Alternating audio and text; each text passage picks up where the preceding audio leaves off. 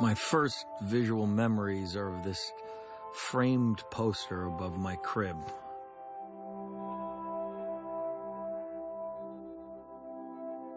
I would stare at it every night before I went to bed.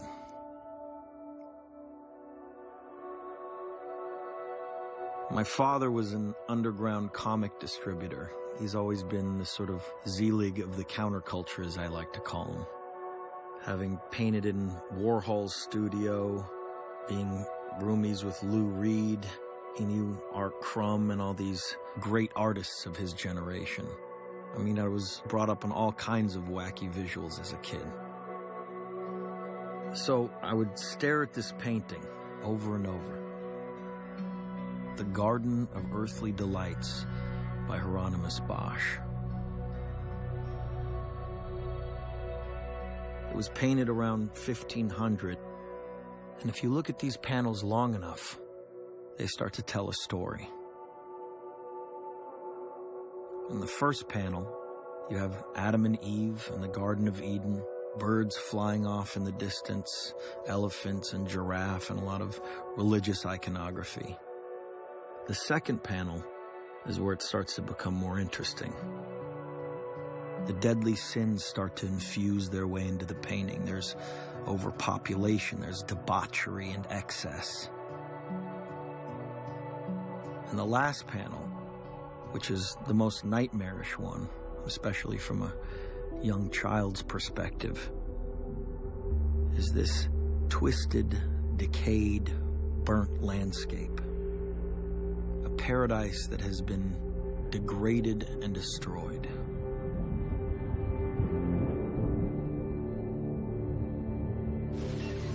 Man may be unwittingly changing the world's climate through the waste products of his civilization. The burning of coal, oil, and wood is releasing carbon dioxide into the atmosphere.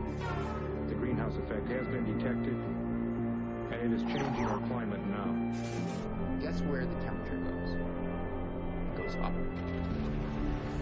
Climate change is already in our backyard. Official 2012 was the hottest year in the United States. 2014, 2015, warmest year around the warmest year on record. It is his activities which drove mankind out of the Garden of Eden.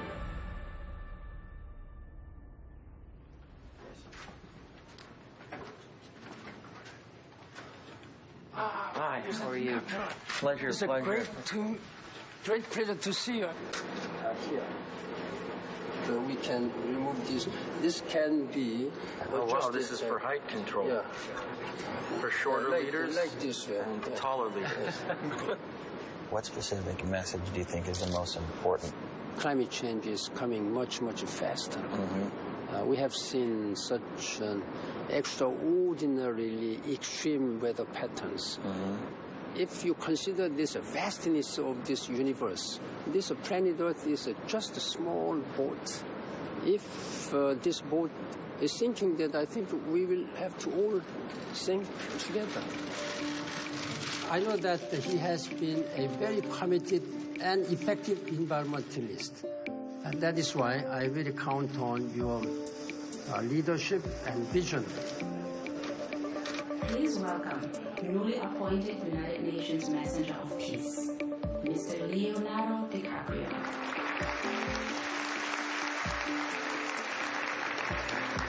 Thank you, Mr. Secretary General, Your Excellency. I feel incredibly honored that they chose me to be the United Nations Messenger of Peace on climate change. I stand before you not as an expert. I want to do everything I can to learn more about this issue, see for myself exactly what's going on and what can be done. But it all kind of seems beyond our control. As an actor, I pretend for a living. I play fictitious characters, often solving fictitious problems. I believe that mankind has looked at climate change in that same way. We keep getting inundated with catastrophic news about the environment every single day, and the problem seems to be getting worse and worse and worse. But achievable task. Try to have a conversation with anyone about climate change, people just tune out.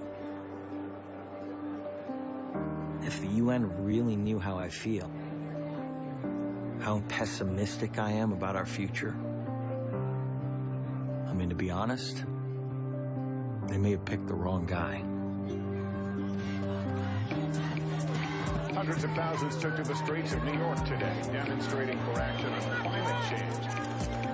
Secretary General Ban Ki-moon called Leo a credible voice in the environmental movement, which is like calling Jeffrey Dahmer a credible voice for Stu. Leonardo DiCaprio has just naively bought into the entire global warming hoax. Who better to educate world leaders on made-up climate change and the crisis that doesn't exist than an actor from Hollywood with 0 years of scientific training?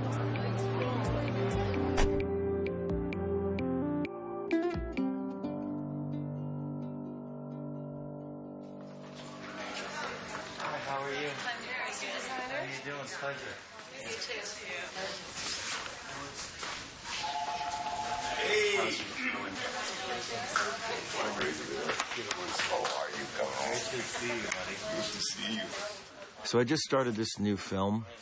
It's set in the western frontier of the United States in the early 1800s. It's basically the dawn of the Industrial Revolution and has a lot to do with men who are pillaging the natural world, wiping species out, and basically destroying cultures in the process.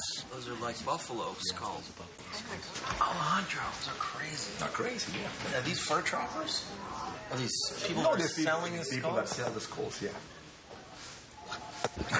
It's not embarrassing. I mean, that's crazy. And the fact that they never even reflect about it, that there's an ending to this animal, we cannot just...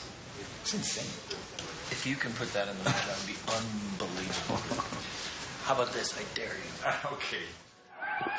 Hey! Get to the boat! Come on, son!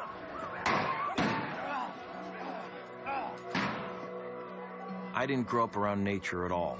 I grew up near downtown Los Angeles. And my escape every weekend was the Natural History Museum.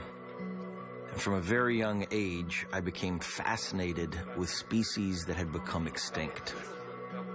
All these different animals, from the dodo to the passenger pigeon, which was the most plentiful bird on Earth, to the Tasmanian tiger, also known as the thylacine, to the great auk, the quagga, the moa. And I remember the anger that I felt reading all these stories about how explorers and settlers would just wipe out an entire species and in the process decimate the ecosystem forever.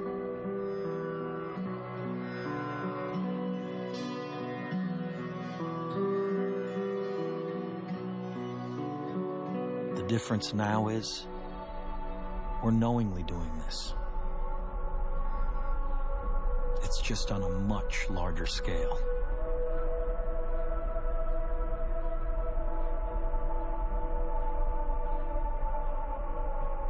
If we're going to fight climate change effectively, we have to start by acknowledging that most of our economy is based on fossil fuels. Fossil fuels are coal, oil, and natural gas. Oil powers most of the transportation sector. Coal and natural gas power most of the electricity.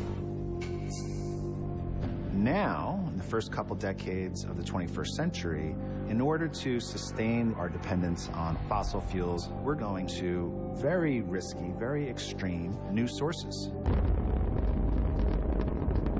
You see this in things like mountaintop removal for coal, fracking for natural gas, offshore drilling for oil, and tar sands, which is the most devastating form of producing fossil fuels. They take away massive forests. The water in the streams and rivers is poisoned. It has severe impact on wildlife, on native communities, and it requires a huge amount of energy simply to get it to our fuel tanks. There is no such thing as clean fossil fuel. Headsets are hung up in the back. The volume control is right above the microphone.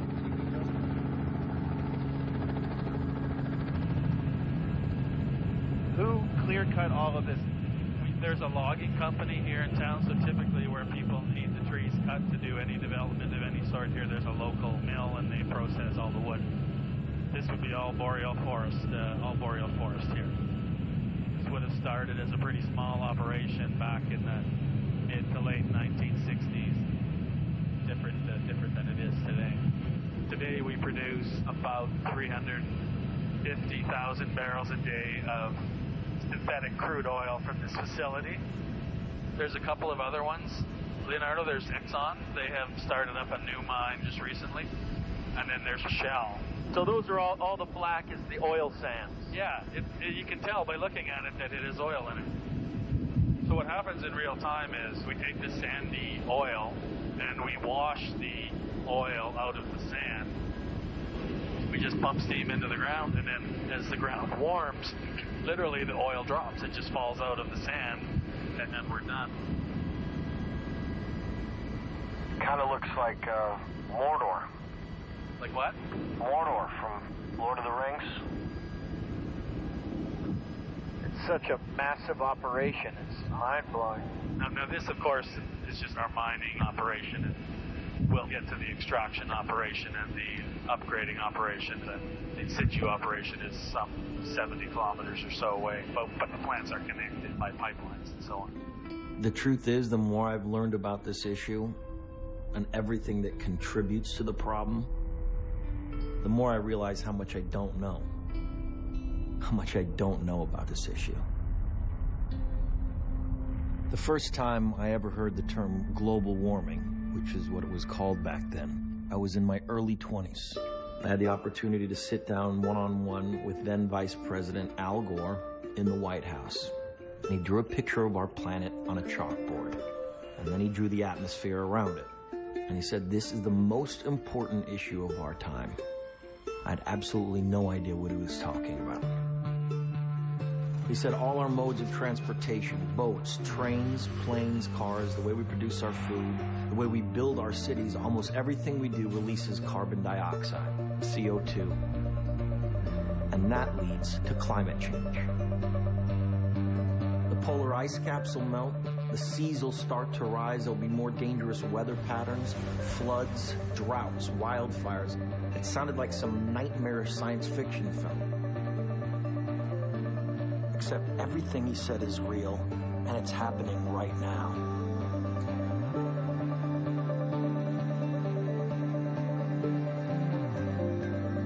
Wow. Wow, beautiful.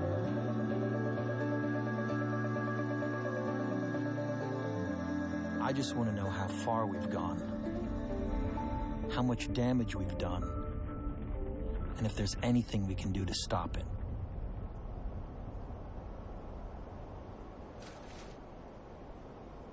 You all set, mate?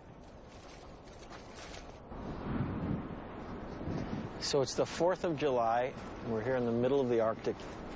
Right now, we are standing on the ocean. We are basically walking on water.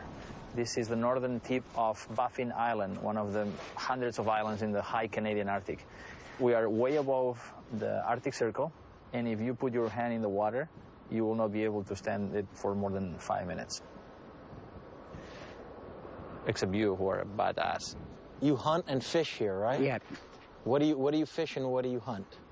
In my territory, I hunt fish, seal.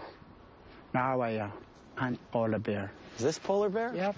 Oh, well, there you go. Yep. And the ice here, yes. Since you've been around, has it been decreasing? We used to have solid ice, blue, not light blue like this, blue, hard ice. Now we usually have kind of ice cream type of ice. Mm-hmm. It's ice, but when it starts to melt, it melts pretty fast, much faster than before.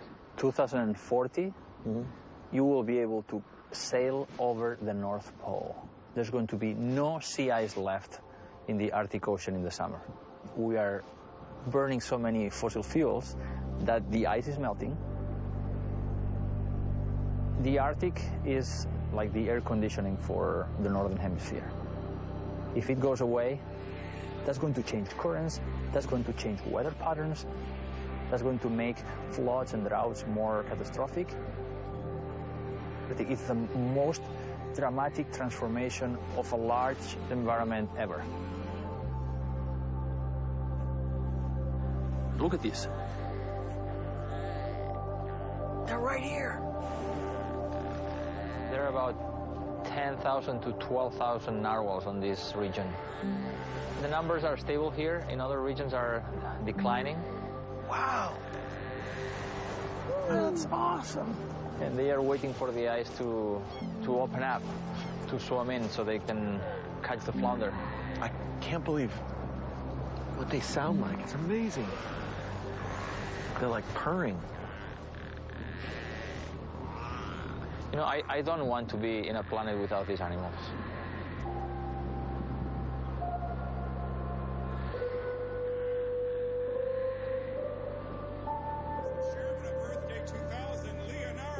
When I was 25 years old, I remember being asked to participate in this huge event in Washington for Earth Day. Temperatures are rising, coral reefs are dying, and not since a meteor hit the Earth 65 million years ago have so many species of plant and animals become extinct in such a short time. I even got a chance to interview the President of the United States. Why do you think this issue is so constantly overlooked?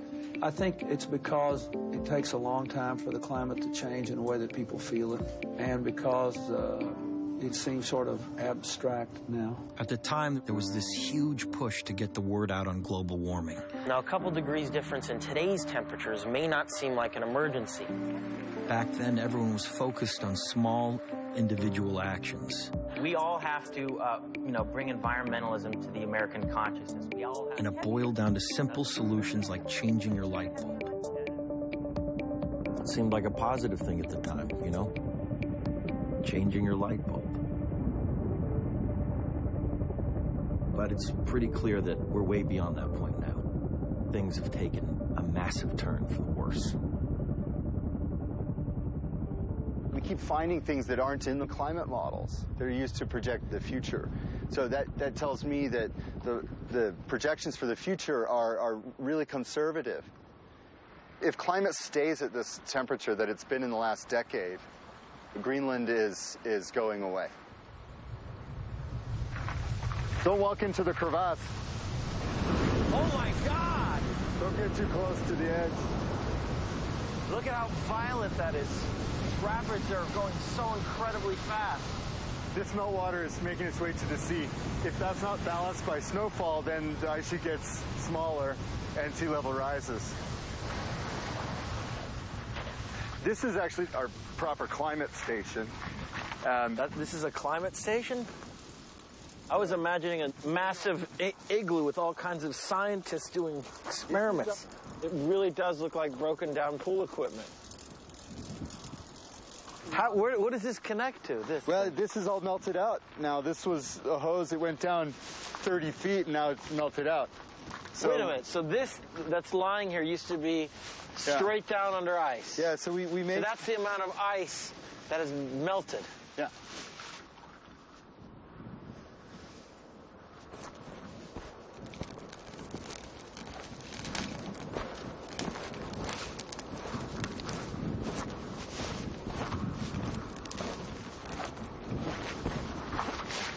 This is 5 years of melt. So this entire length is the thickness of ice that has melted throughout all of lower Greenland in the past 5 years. Right. That's hundreds of cubic kilometers of ice that's now no longer stored on land. It's gone into the sea over here.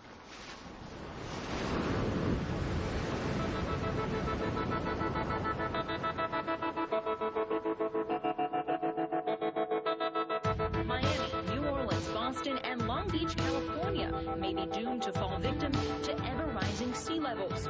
South Florida, as we know it, could be washed away by rising seas. But when you look at places that are the most susceptible to sea level rise, especially in the United States, Florida is the key one. And a lot of your campaign was based on giving people an understanding of what's at risk here. We don't have the liberty, the time to debate climate change. If you don't believe in it, I always say, bring your unconverted to us, and we'll make sure you agree that there is a major problem. We have this thing called sunny day flooding. Picture on a beautiful sunny day, all of a sudden you'd see water coming up on the street. As the sea level rises, the water's coming up, backflowing into our streets through our drains. If the city is underwater, there's no future. How do you combat that? Exactly what's going on as far as prevention is concerned? We started putting in pumps. Take a look at this. Oh, this is the pump. Yep. We're in the process of building all across the city. This street right here used to be fully underwater. During high tide, you may need a canoe. And now what we did is we raised this road, and you can see the difference. See how that area there kind of slopes down a little bit.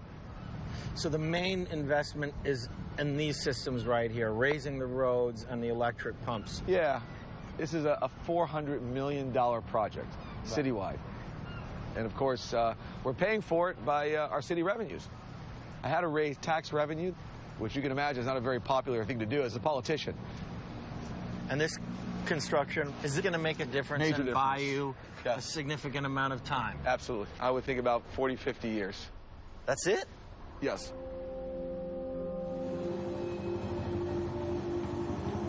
Now, one of the things I always say when people ask me, they say, well, Mayor, what about after 50 years? What's going to happen? What we have to do is come up with solutions. And unfortunately, we have a governor and we have a cabinet that doesn't believe that this is a major issue. Officials in Florida were banned from using the words climate change. This policy began in 2011 after Rick Scott came into office. No one up there really wants to talk about climate change, especially our senator from Florida, Marco Rubio, who doesn't believe that we have climate change, is not interested in assisting our state. I would hope that he would have gone out and grabbed us federal funds over the last 3 years to help make our cities viable. I do not believe that human activity is causing these dramatic changes to our climate the way these scientists are portraying it. Why do you think there is such opposition about the science? I think it's politics. I think it has to do with lobbying and industry. And I always say one thing, Leo. I said, the ocean is not Republican and it's not Democrat. All it knows how to do is rise. Satellite data show for the last 17 years, there has been no significant recorded warming. It's supposed to be 70 degrees today. It's freezing here. Speaking of global warming, we need some global warming. It's freezing. There's about as robust a consensus about human-caused climate change as there is for any matter in science, be it the theory of gravity. 97% of climate scientists agree the globe is warming, our climate is changing, it's due to fossil fuel burning and other human activities. Unfortunately, we are fighting this massive disinformation campaign to confuse the public. If you look at the satellite data, we actually have had no significant warming since 1998. Actually, no warming. We've been cooling in recent years. If you actually believe that global warming is the biggest problem we face, you're the dumbest son of a bitch on the planet. So, yeah, maybe you could just talk a little bit about your background, the studies that you've done. I was the classic science and math geek in high school, studied physics in graduate school a decade and a half ago. My co-authors and I started to look into climate change in the more distant past. We published a curve where there's this long-term cooling trend, and then all of a sudden, this abrupt warming that has no precedent as far back as you can go. And it got named the hockey stick because it looks like the blade of a hockey stick. And once we had published that graph, I had set myself up for a completely different life. And why is that? And what did they do specifically? I was vilified on the editorial pages of the Wall Street Journal, on Fox News, that I was a fraud. Other German scientists have called it statistical rubbish. He's been called a statistical charlatan. I was being attacked by congressmen. They threw spaghetti up on the wall, and wherever it stuck is what they put in the chart. I had death threats that were actionable enough that the FBI at one point had to come to my office to investigate an envelope that had been sent to me that had a white powder. I've had threats made against my family. These folks know they don't have to win the legitimate scientific debate. They just need to divide the public. And all of that hatred and fear is, in fact, organized and funded by a few players.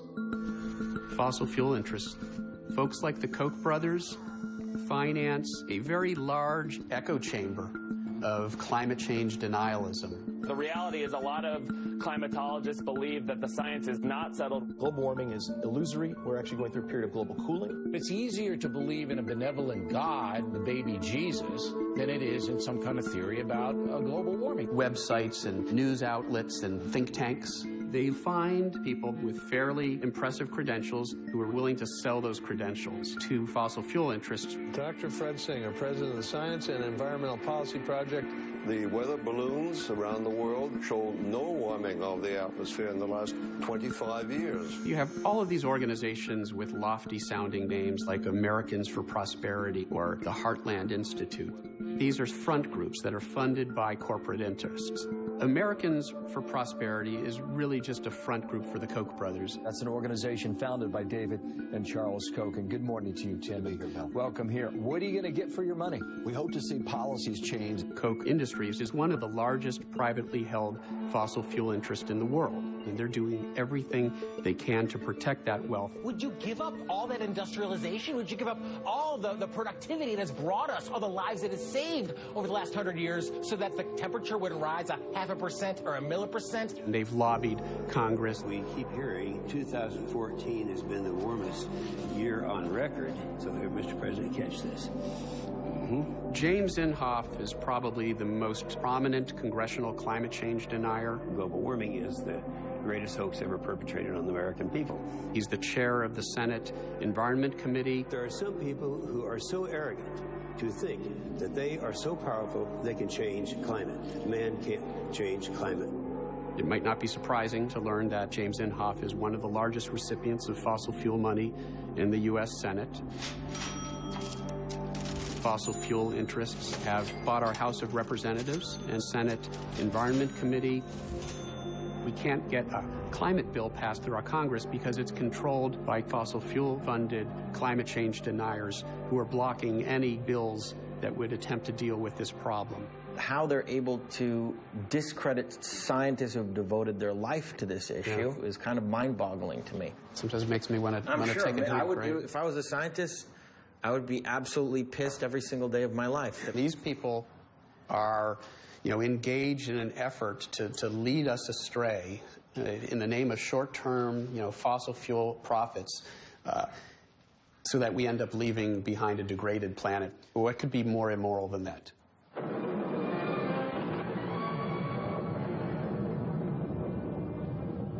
Even now, man may be unwittingly changing the world's climate through the waste products of his civilization. Due to our release through factories and automobiles every year of more than 6 billion tons of carbon dioxide, our atmosphere seems to be getting warmer. This is bad? Well, it's been calculated a few degrees rise in the Earth's temperature would melt the polar ice caps. The fact is, we've known about this problem for decades and decades, for over half a century. Every day I send you 1,000 times more power than you use in a year. Anybody working on getting power direct from old Blowhard here? Oh, yes, but not nearly enough. Roll 6B. Imagine the world right now if we had taken the science of climate change seriously back then. Electric current out of the sunlight that falls on it. But our engineers, they'll have to build efficient generators that spread out over acres, even square miles, to compete with the cheap coal and oil still available to us. Since then, our population has increased by almost 5 billion people and counting. And China has recently surpassed the United States as the world's #1 polluter. The problem has become even more difficult to solve. Ni hao ma. Is hello? Yeah. Well, now we're on the opposite side of the street again. Okay. Now we're in a bike lane. In the last 35 years, China has been through a massive industrialization and urbanization, and it's growing. China is the factory of the world, manufacturing for all the Western countries. And much of the pollution of that industry is getting dumped in our backyards. And in this area surrounding Beijing, plus the Shandong Peninsula, coal consumption is equal to the total coal consumption of the United States in a not very big area. People are so worried about this, especially when they get better understanding about how much of this is going to hurt their health, the health of their children, their family. Air apocalypse. Schools have been shut down. The toxicity has reached that worst level. 你说我们在外头天天在外头跑，呼吸这样的空气，我觉得早晚就得癌症。戴上这个口罩，因为觉得空气可能对呼吸嗓子不太舒服，到外面去就是。In China, people have concerns about climate change, but first and foremost, because their everyday life is affected.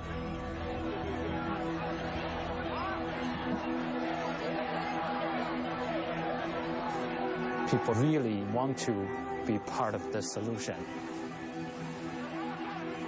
Now, environmental issues have become the biggest reason for mass demonstrations. What we want to do is to hold them accountable, to have all the power plants and their emissions go totally transparent with the public and bring them under public scrutiny. So with that in mind, I've started a national pollution map database. So this is all the major factories in China, nearly 9,000 of them. Those who are in red are not in compliance with the standards. Every hour, they need to give people their monitoring data. People can check this on their cell phone and push for polluting factories to address their violations. It's absolutely brilliant. You don't allow these companies to operate in the dark. And the media is very helpful. Chinese media talks about climate change on a regular basis. On a constant basis. You give people the data, you empower the people. And this popular support have motivated China's policy of green growth. The government changed its plan for renewable energy. Is there a giant push towards solar and wind here? Is that the next step? China's got some of the biggest wind and solar companies in the world now. Even though China has some of the largest challenges, like huge population, China's going to prioritize wind and solar rather than coal. But if China can do it, then I think the rest of the world can.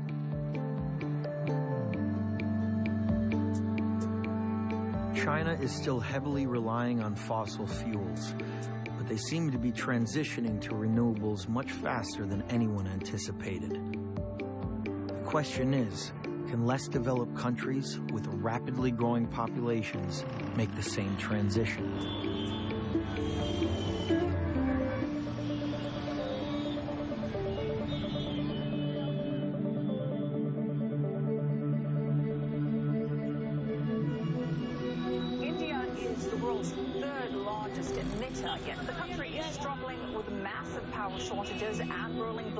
India has consistently said that its biggest priority is development and bringing people out of poverty.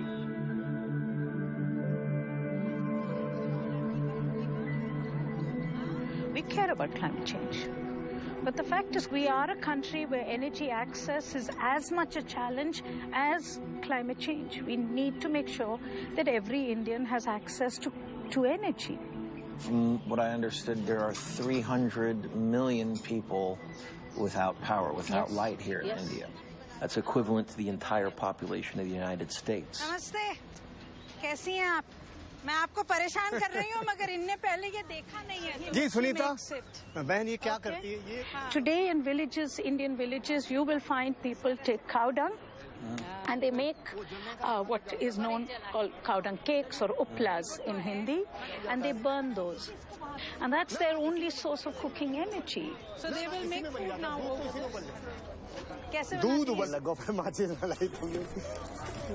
About 30% households in India are yet to have access to electricity. If you want to provide electricity to everybody, we have to ensure that our electricity is affordable. India has a vast reservoir of coal. We are probably the third or fourth largest reservoir of coal in the world. Coal is cheap. Whether you and I like it or not, coal is cheap. You have to think about this from this point of view. If you created the problem in the past, we will create it in the future. We have 700 million households who cook using biomass today. 700 million households. If those households move to coal, you have that much more use of fossil fuel. Then the entire world is fried. If anyone gives you this very cute stuff and tells you, oh, the world's poor should move to solar, and why do they have to make the mistakes that we have made?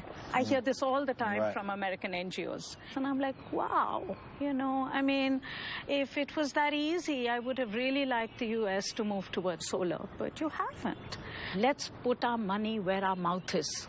We have to practice what we preach, absolutely. I'm sorry to say this. I know you're an American, and please don't take this amiss. But your consumption is going to really put a hole in the planet. And I think that's the conversation we need to have. I'll show you charts from this perspective. Electricity consumed by one American at home is equivalent to 1.5 citizen of France, 2.2 citizen of Japan, and 10 citizen of China, 34 of India, 61 of Nigeria. Why? Because you're building bigger, you're building more, and using much more than before. The fact is that we need to put the issue of lifestyle and consumption at the center of climate negotiations. Look, there's no way I don't agree with you. How can you argue that? You're absolutely correct. And I think, yes, it's a very difficult argument to present to Americans that we need to change their lifestyle. And I would also argue that it's probably not going to happen. So we are dependent, if we want to solve the climate crisis, on the fact that hopefully renewables like solar and wind will become cheaper and cheaper and cheaper. The more money we funnel into them, the more we invest into them, and ultimately it will solve that problem. But you're shaking your head, obviously. I'm shaking myself Indian style, which means no. Right. Who will invest? Leo, let's be real about this. Who will invest and how will you invest in it? We are doing more investment in solar today. China is doing much more investment in solar today than the US is. What is the US doing which the rest of the world can learn from? You're a fossil-addicted country, but if you are seriously disengaging, it's something for us to learn from. And it'll be leadership that we can all hold up to our government and say, listen, if the US can do it, and the US is doing it, in spite of all their pressures, we can do it as well. The sad part of it is, it's just not happening. And people like me, we are rich enough to withstand the first hit of climate change. But it's the poor of India, it's the poor of Africa, it's the poor of Bangladesh who are impacted today by what I believe is the first signs of climate change.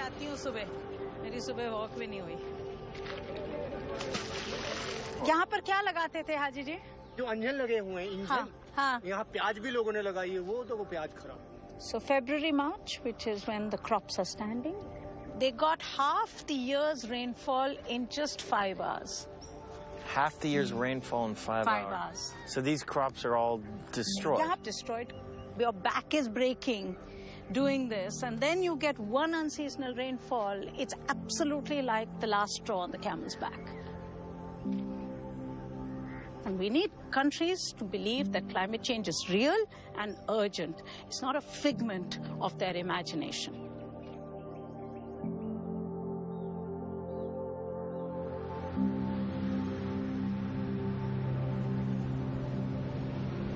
The U.S. has been the biggest emitter of greenhouse gases in history, and there's no doubt that we've all benefited from fossil fuels.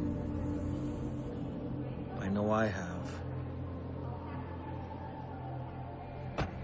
My footprint is probably a lot bigger than most people's. And there are times when I question, what is the right thing to do? What actions should we be taking? There are over 1 billion people out there without electricity, and they want lights, they want heat, they want the lifestyle that we've had in the United States for the last 100 years. If we're gonna solve this problem, we all have a responsibility to set an example.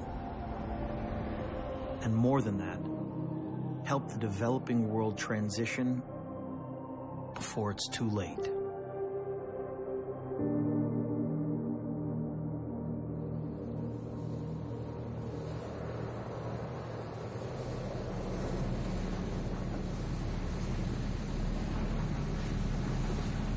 We are seeing events that we did not see in the past. It's not about when the entire islands are underwater. It's well before that it's going to be the crisis. And it's already happening. What we are facing at the moment is severe flooding. It's gone into the freshwater ponds, and that's how people get their drinking water. Have you spoken to people in the scientific community that have given you some sort of a time frame? Given the scenarios and the projections put forward by the science, our islands will be underwater. And so the question is, what do we do about it? At the moment, internally, we are relocating communities from certain parts of the island to where the water has not come up. But our long-term strategy is something that I've been discussing internationally, because we have to come to accept the reality that we may not be able to accommodate all of our people. We have adopted a policy of migration with dignity. We bought a piece of land in Fiji so that if our people choose to migrate today, they can do it. They must do it as a matter of choice. Well, I've got grandchildren. I've got 12 grandchildren. I'd like to be able to go away knowing that they will continue to have a home.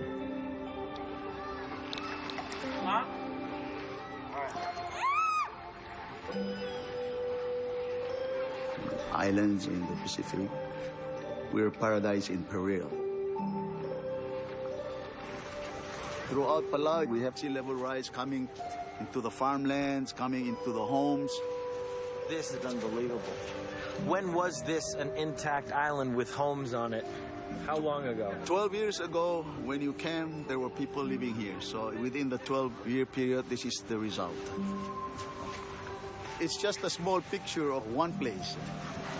The small island nations who contribute the least to the causes of climate change are actually going to feel the worst impacts, the worst scenarios because of global warming.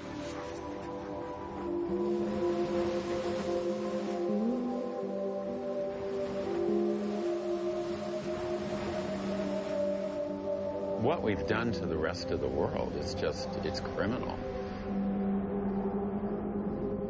It's not just sea level rise. We've taken these coastal ecosystems that used to be dominated by incredibly abundant fish, and we've knocked the whole system down, reversing 500 million years of evolution. 1 billion people depend on fisheries from coral reefs for virtually all of their protein. 1 billion people.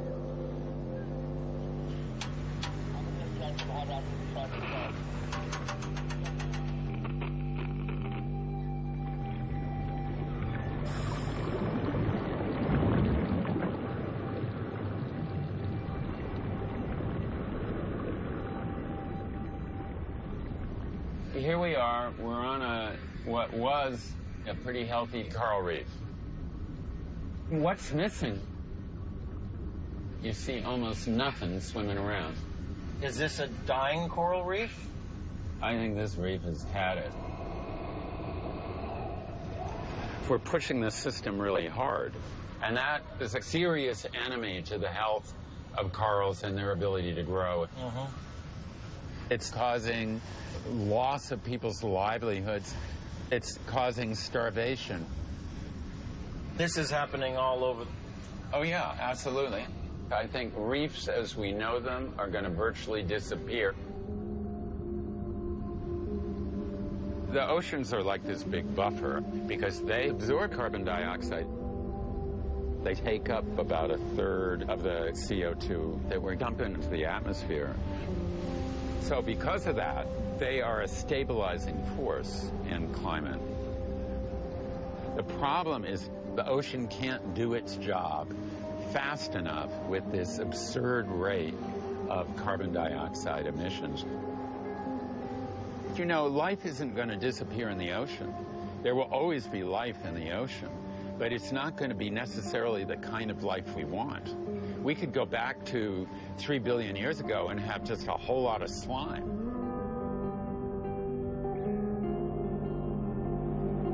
We're taking away the ecosystems that normally help us to restabilize the climate.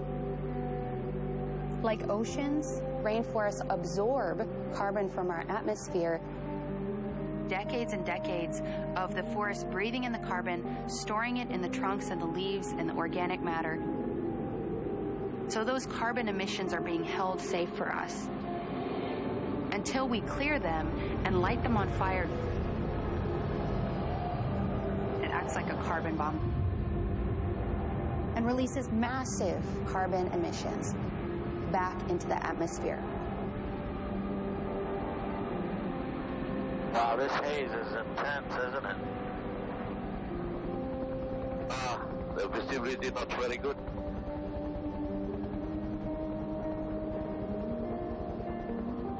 You can't see anything here. This is scary. This isn't natural, this is all fire. This is not natural at all. I've never seen anything like this. Welcome to Sumatra.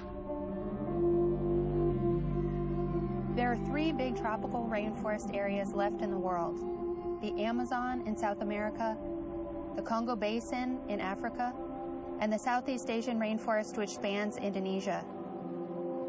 In Indonesia, we're seeing fires being intentionally set in order to create palm oil plantations, which grow the cheapest vegetable oil in the world. It's in cooking oils and processed foods, in your cosmetics, in your detergents. This really cheap commodity is making companies tremendous profits.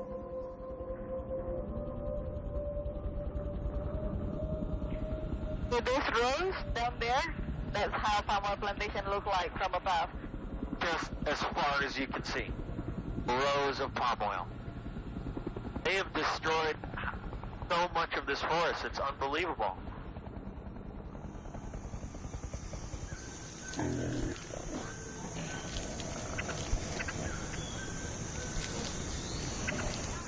We're standing in the last place on Earth. They still have elephant, rhino, orangutan, and tiger together in the wild.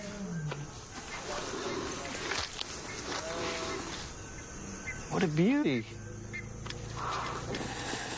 The expansion of palm oil industry in Indonesia have taken over about 80% of our forest. Indonesia is one of the most corrupt countries in the world.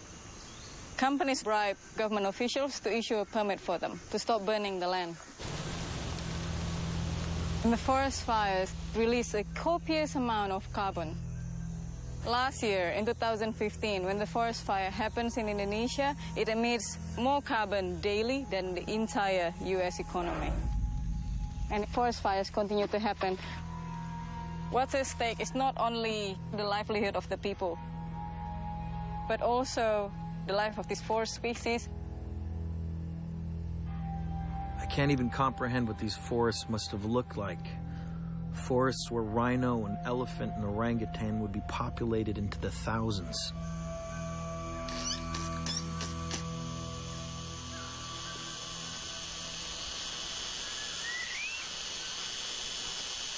These guys are a byproduct of the forest loss because of the palm oil industry.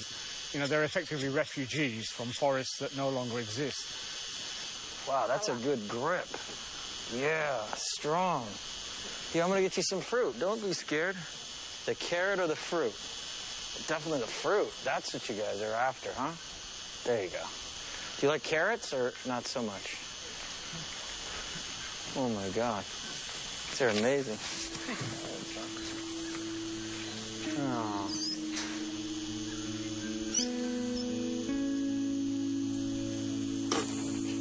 I always remind people that when they go, oh, the poor thing, you know, these are the lucky survivors. What happens to all the other orangutan? You know, all the others are dead. And the reason people are chopping down the forest to plant palm oil plantations is because people keep buying the stuff. People have to realize that what they do in their supermarket, the decisions they make in their daily lives, are affecting places like the Lotha ecosystem. If palm oil is in almost everything we buy, how are consumers supposed to avoid this? If these products have such a devastating impact, why aren't governments setting restrictions to prevent these big corporations from destroying the planet just so they can save money? If you want something that you can do without appealing to any higher authorities, such as government or whatever, I can't think of an easier out than changing your diet. You can start tonight.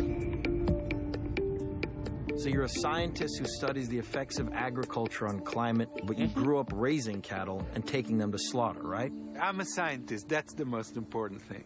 So, of all the reasons for tropical deforestation, the foremost is beef. And beef is one of the most inefficient uses of resources on the planet. In the U.S., 47% of land is used for food production. And of that, the lion's share is just to grow feed for cattle. The things that we actually eat, like fruit, vegetable, nuts, it's a percent. Most importantly, cows produce methane, and methane is a powerful greenhouse gas. The way cows produce methane is they eat as much as they can, and when they are chewing, a whole bunch of methane is burped through the mouth into the atmosphere. The atmosphere has much more CO2 in it, but methane is far more impactful. Every molecule of methane is equivalent to 23 molecules of CO2. And of the methane in the atmosphere, nearly all of it is due to livestock. In comparison to emissions from other sources, what kind of percentage are we talking about come from the consumption of beef? About 10-12% of the total U.S. emissions is due to beef. It's staggering. But it's very easy to envision a dietary shift, even as minor as switching, let's say, from beef to an alternative, let's say even chicken. The chicken will require 20% of the land and 10% of the greenhouse gas emissions. And if you compare rice or potato or wheat, beef requires 50 times as much land. So even cutting the amount of beef that you eat in half or by a quarter could make a significant difference? Very significant. Do you at all think that that's even a possibility, considering that beef is so a part of our culture? Maybe not everybody is ready to eat tofu, 24/7. I get that. But even if you just have to have some flesh between your teeth, if you switch to chicken, you will have eliminated 80% of what you emit, depending on where you're coming from. Let's face it, it's fairly easy to switch your diet from one choice to another.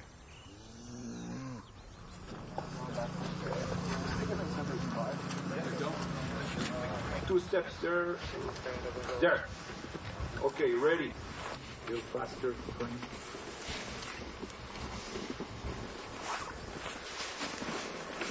While working on The Revenant, which is about man's struggle with the elements, we shot on location in the Canadian snowbelt. The irony was, we were hit with record temperatures that completely melted our set.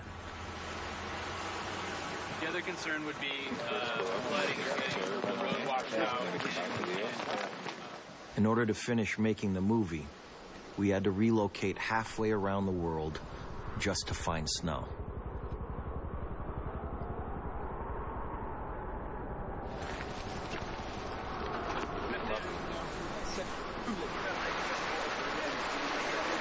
The fact that we have to come 200 people in the middle of the summer to the winter in the south in Ushuaia, 9,000 miles from where we're supposed to be shooting this 3 months ago, chasing ice because it's melting.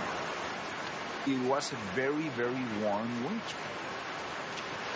We came down to the southern tip of our continents besides the South Pole to film this, because this is where the last snow is left. I think that my point of view, I was saying to my son, I said, it's funny that it's very sad, but probably for your kids, To see snow will be a super eccentric adventure. Right. A few people will be able to see snow in the future.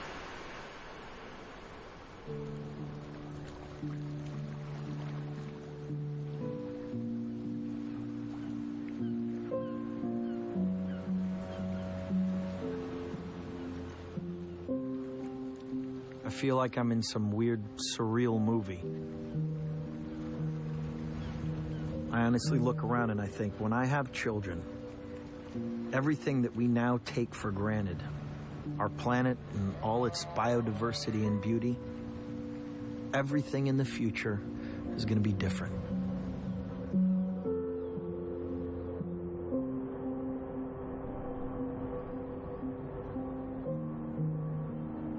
Every single light that you see has to be completely different. It has to come from a different power source. We need to build all those things differently. All the cars that are on the road need to be different. And this is one city. And if you zoom out onto a large map of planet Earth at night, you see electrification all over the world. And we're fighting powerful fossil fuel interests that basically want to keep doing business as usual. How can we possibly turn this all around? I mean, the fossil fuel industry is the biggest industry in the world. They have more money and more influence than any other sector. So, I mean, the more that there can be sort of popular uprising against that, the better. But I think the scientific fact of the matter is we are unavoidably headed towards some level of harm. So the sooner we can take action, the less harm will result. Wow. Holy crap. That's a good robot. Whoa. What is your grand vision for all of this? The point of the Gigafactory is to get the cost of batteries down to the point where it's affordable. Right. Batteries are critical to a sustainable energy future. The sun doesn't shine all the time, so you've got to store it in a battery. How is this going to help developing nations that have massive populations that need to have power?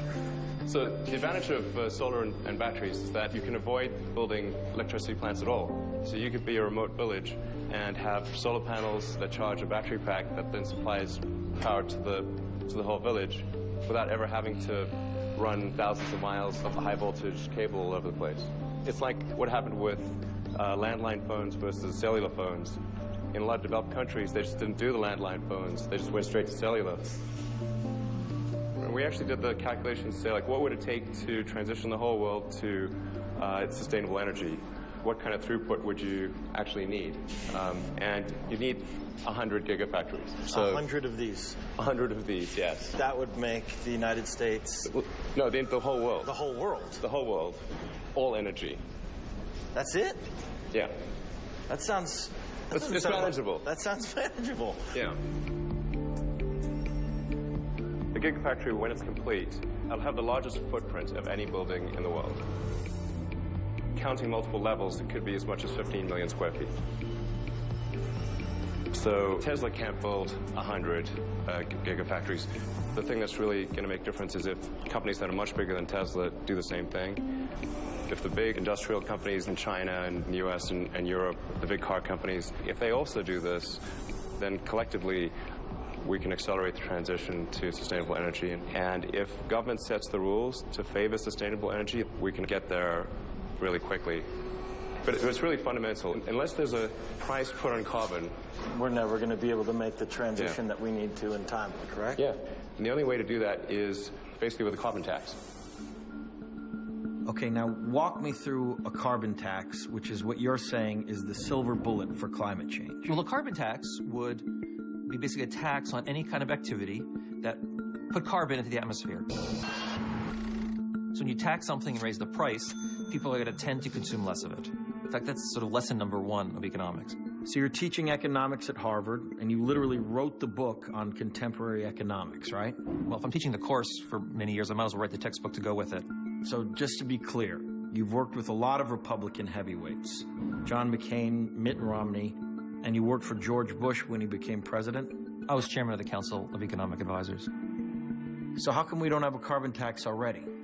Politicians don't always do what professors want them to do. The right way. So the basic idea is that we want to tax bad activities that have negative side effects on other people in society. So we raise the price of cigarettes by putting a tax on cigarettes. People are going to consume fewer cigarettes. Climate change involves a variety of negative side effects and costs.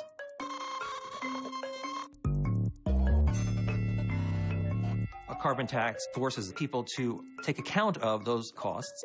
I think trying to appeal to people's social responsibility is really very, very hard because people have complicated lives and they have lots of things to worry about. They don't want to have to think about climate change every time they do every decision. They can't. And every time you turn on your car, are you supposed to think, uh-oh, what am I doing to the climate?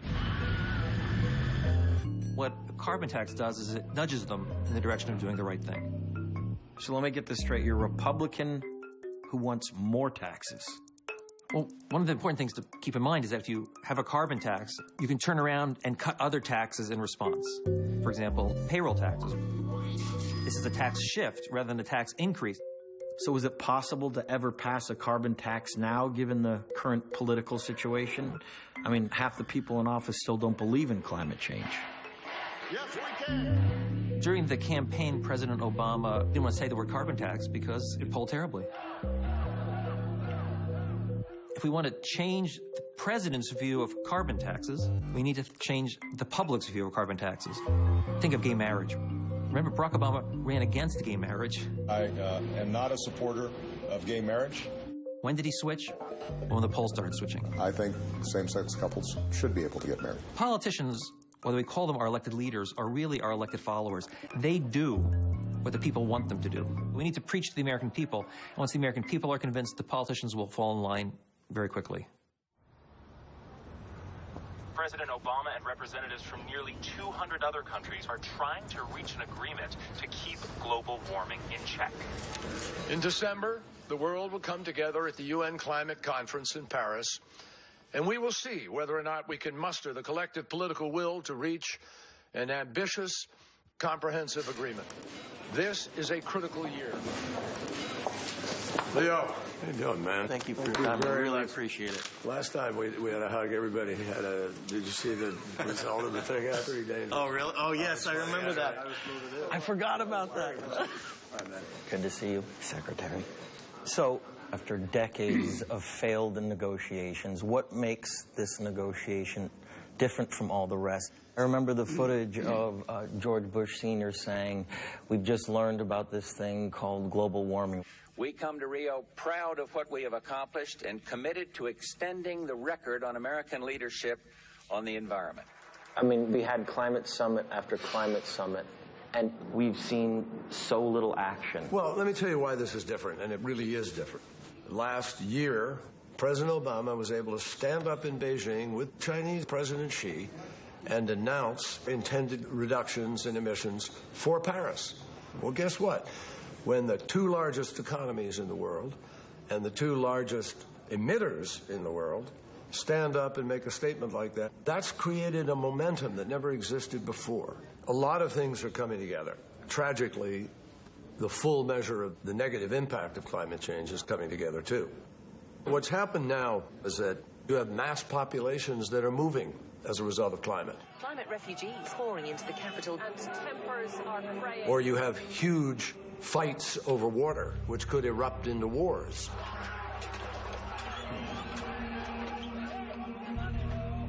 And any extremist philosophy could appeal to people if they have nowhere to live, no way to live, and that's when people are vulnerable. If anybody thinks I'm kidding you about that, it's happening today. And the greatest fear about all of this is leaving this planet in better shape than we were given it, and that's not what we're doing today.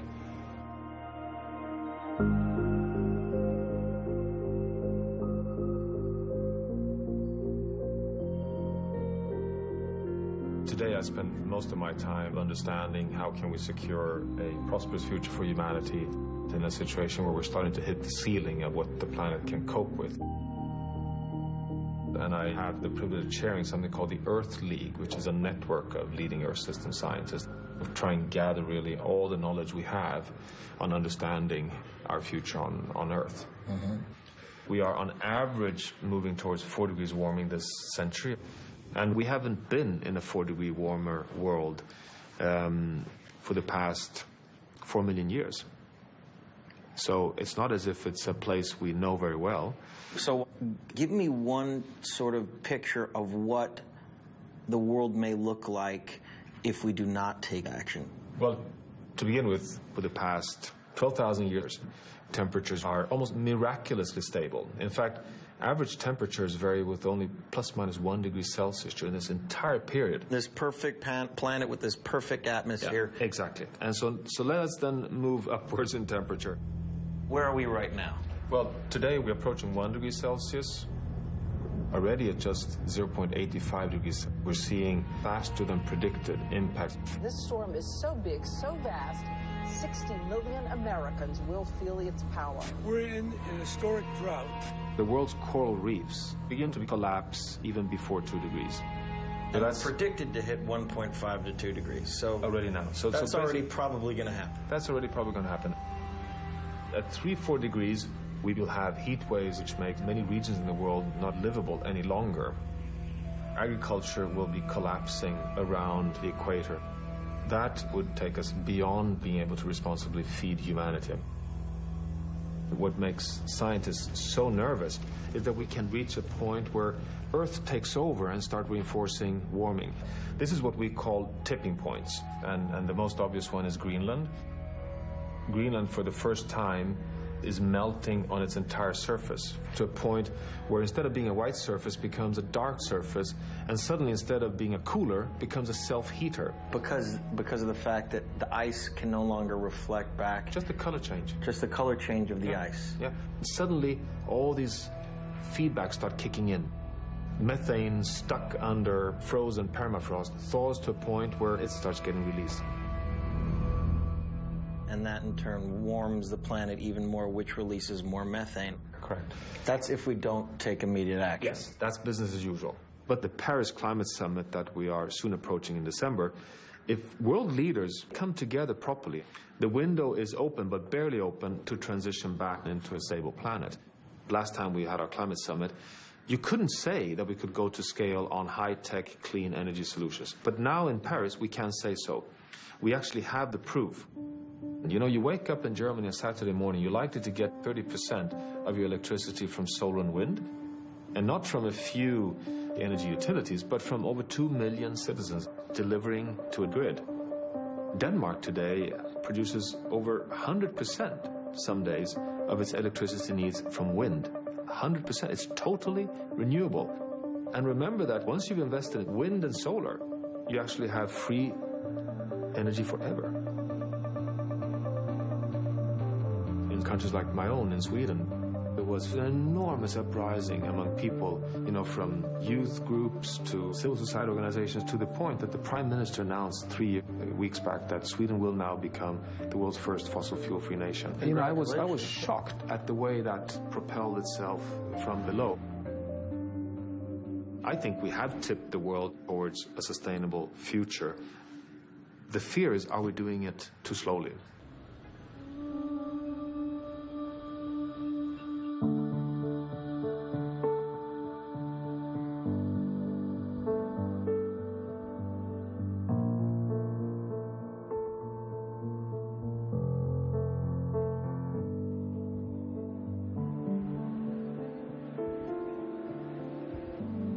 Ladies and gentlemen, you are here today to write the script for a new future.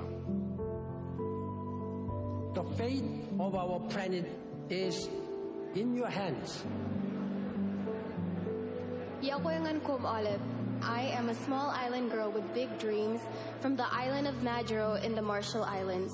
Back when I was 6 or 7, my grandpa told me about how the ice in the North Pole and South Pole will melt away, and as they melt, the water will rise and soon flood our islands. This agreement is for those of us whose identity, whose culture, whose ancestors, whose whole being is bound to their lands. This agreement will help the world prepare for the impacts of climate change that are already here, and also for those we know are now headed our way inevitably. Nearly a quarter of a century of global climate talks have come to this pivotal moment in Paris. 195 countries saying they'll do everything in their power to change. Je vois que la réaction est positive. Je n'entends pas d'objection. L'accord de Paris pour le climat est accepté.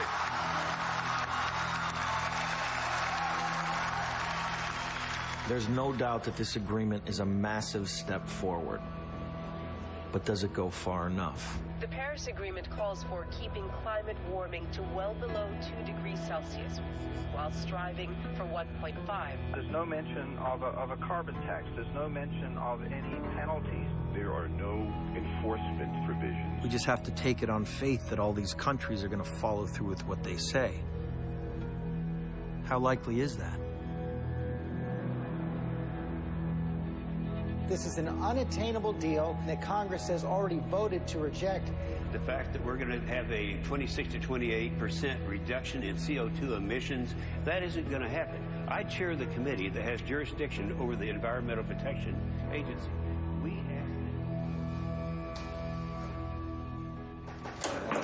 Hey, man. Good to see you. Thank you so much. much. You doing all right? Absolutely. All right. Come on. The Paris Agreement ended up being a historic agreement, not because it gets us to where we need to be eventually, but for the first time locking in all countries into verifiable steps and targets that they're going to take. It creates the architecture that allows us to finally start dealing with this problem in a serious way. So you were happy with what I was happy that we put the architecture in place. The targets that have been set in Paris are nowhere near enough for what the scientists tell us we have to do eventually to solve this problem. But if we can use the next 20 years to apply existing technologies to reduce carbon emissions, and then start slowly turning up the dials as new technologies come online so that we have more and more ambitious targets each year, then we're not going to completely reverse the warming that now is inevitable, but we can stop it before it becomes catastrophic. And it's no secret that you've been under great opposition to try to implement some of your climate change initiatives. And we got some folks on the other side. Yeah. So somebody that comes into office that does not believe in the science of climate change, do they have the capacity and the power to dismantle everything that you've already worked for? Even if somebody came in campaigning on denying climate science, reality has a way of, hitting you in the nose if you're not paying attention. And I think that the public is starting to realize the science, in part because it's indisputable. I admire your optimism. Yeah. But you start to look at the science, look at what's going on in the Antarctic, and scientists saying that there are sections of ice that guarantee 4 to 6 meters of ocean level rise, which will be catastrophic for the future. You are the leader of the free world. You have access to information that most people do not. What makes you terrified for the future? A huge portion of the world's population lives near oceans. If they start moving, then you start seeing scarce resources the subject to competition between populations. This is the reason why the Pentagon has said this is a national security issue. This isn't just an environmental issue. This is a national security issue. In addition to just the sadness that I would feel if my kids can never see a glacier the way I saw when I went up to Alaska. That's the romantic side of me. That's the side that takes a walk with my daughters, and I want to be able for them to see, or my grandkids, I want them to see the same things I saw as I was growing up. Even if you were unsentimental about that, in very hard-headed terms, you've got to worry about the national security implications of this and the capacity for the existing world order as we understand it to survive the kinds of strains that the scientists are predicting without action. This is why we have to take action now. If we keep pushing, keep prodding, and most importantly, keep educating the public, there's no reason why we can't solve this problem in time. Thank you for your time, Mr. President. You bet. Thanks for the good work you're doing. Thank you so much. All right. Good.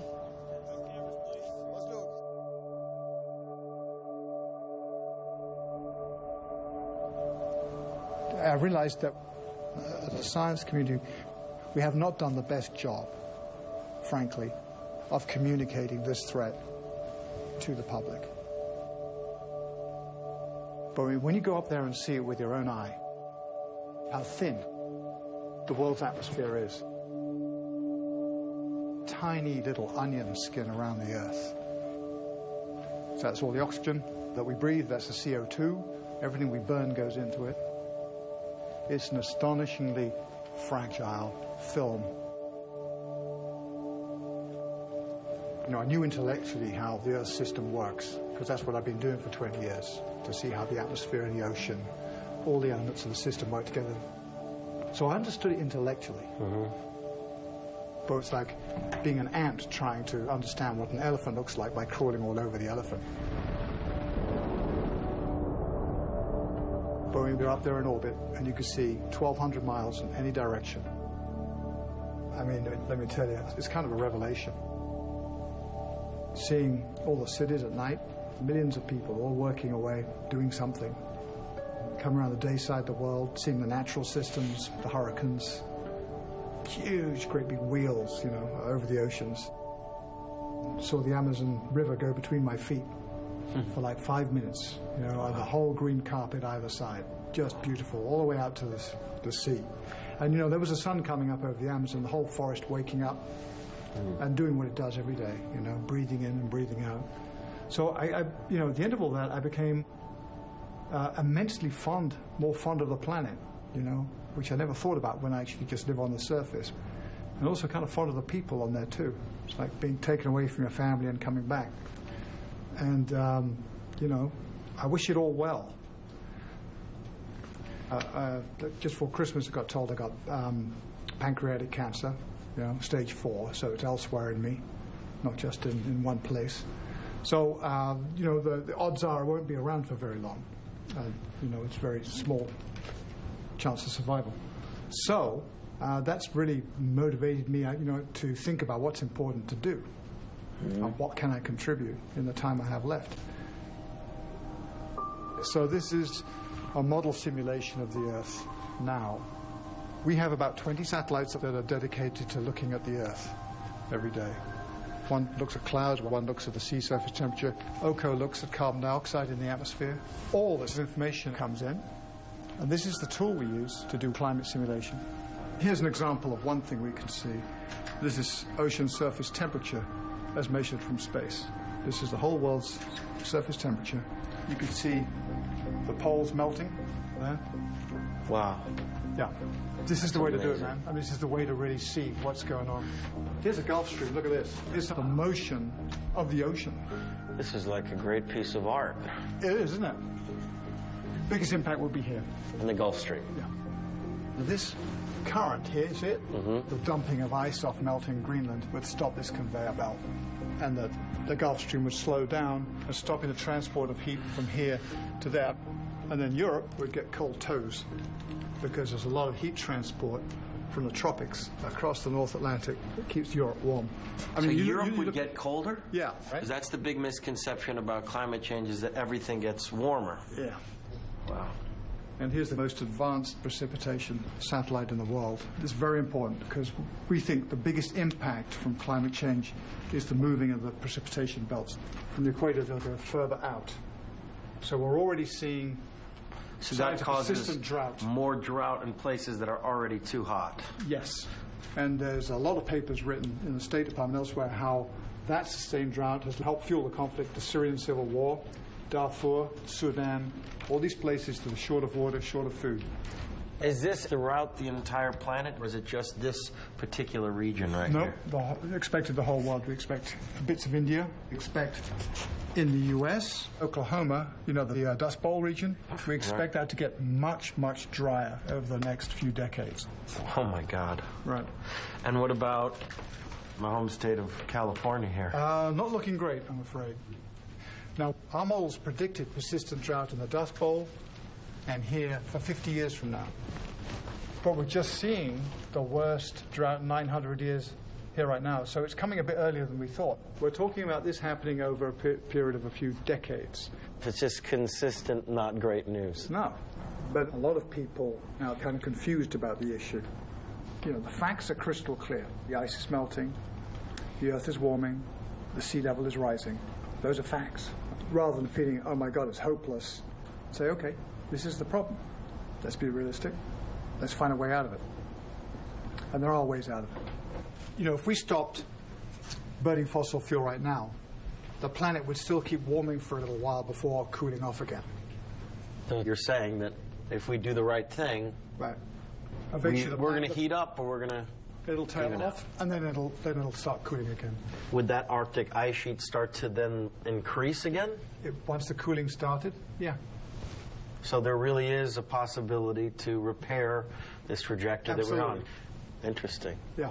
So there's hope. You seem to have an incredibly positive attitude. Just about everything, though. It's amazing. Yeah, I do. I'm a basically optimistic kind of person. I have faith in people. I really do have faith in people, and I think that once people come out of the fog of confusion on an issue or uncertainty about an issue and realistically appreciate it at some level, the threat, and they're informed of what the best action is to deal with it, they got on and did it. And what seemed like almost impossible to deal with, you know, became possible.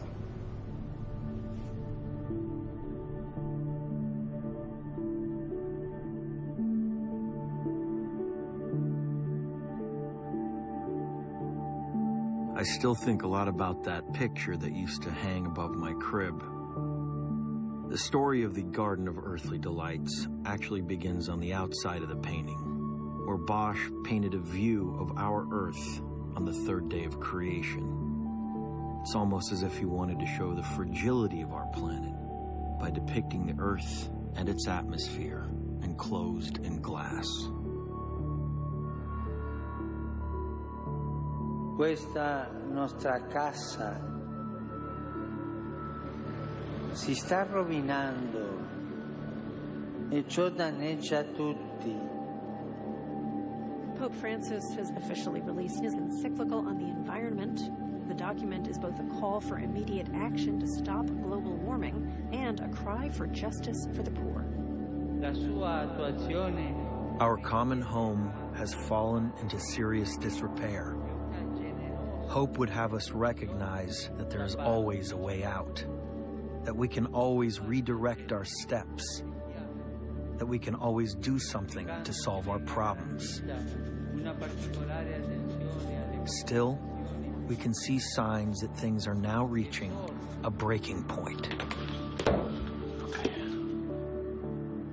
This is a direct message from the Pope. It's a huge deal. Grazie per dedicarmi questa udienza privata. One of the most important spiritual leaders on the planet. DiCaprio. He has now called upon the world community to accept the modern science of climate change. A pope has never done anything like this in history.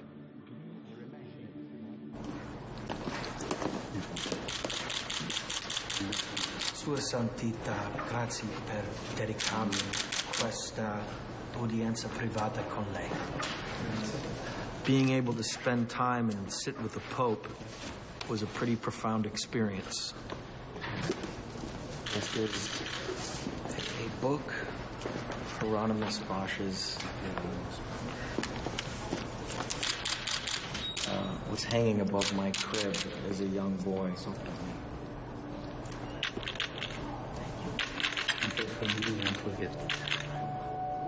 There was definitely an urgency in his voice. He said that as far as the Paris conference is concerned, he felt it was a step in the right direction, but certainly not enough. He feels we all need to keep speaking out about this issue as loud as we can, and that we must immediately take action. But more than anything, he said to pray for the human race.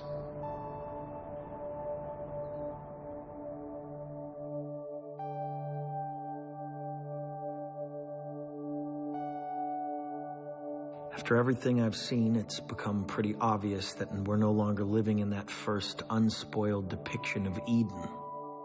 We're in that second panel, what Bosch called humankind before the flood.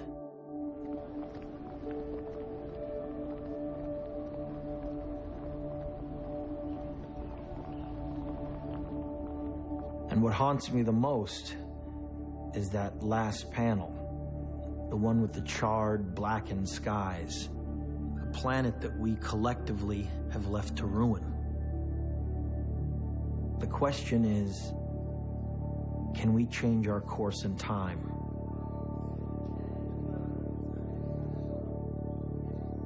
Now, if this was a movie, we could write the ending of this script, and we could figure a way out of this mess. But real life doesn't work like that. And we can't pretend that we know how this is going to end. The only thing that we can do is control what we do next. How we live our lives. What we consume. How we get involved. And how we use our vote to tell our leaders that we know the truth about climate change. The last speaker for this signing ceremony is the Academy Award Best Actor and the United Nations Messenger of Peace, Mr. Leonardo DiCaprio.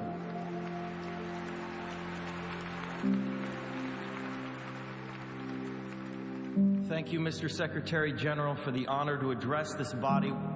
And thanks to the distinguished climate leaders assembled here today who are ready to take action. As a UN messenger of peace, I've traveled all over the world for the last 2 years.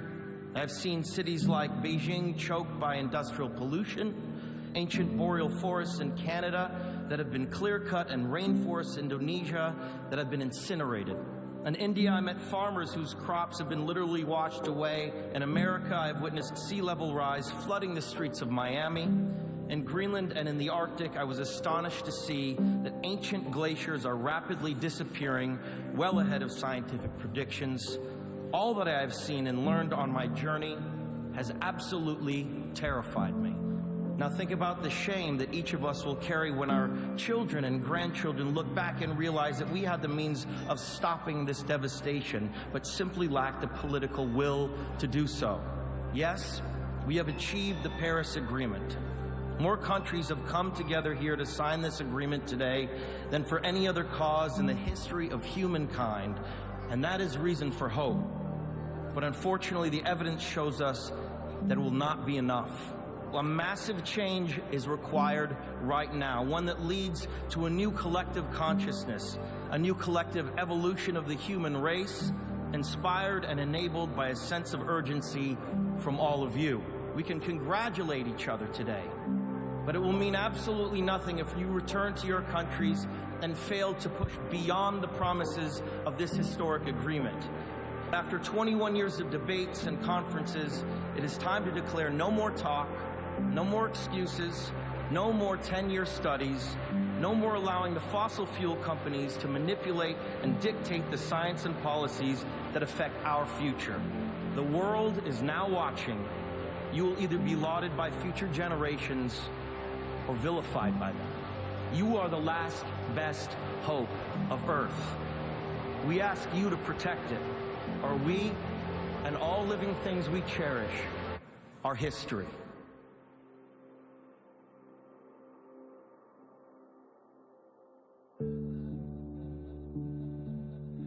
We wait, we pray for the rain, for the rain, for rain to wash away.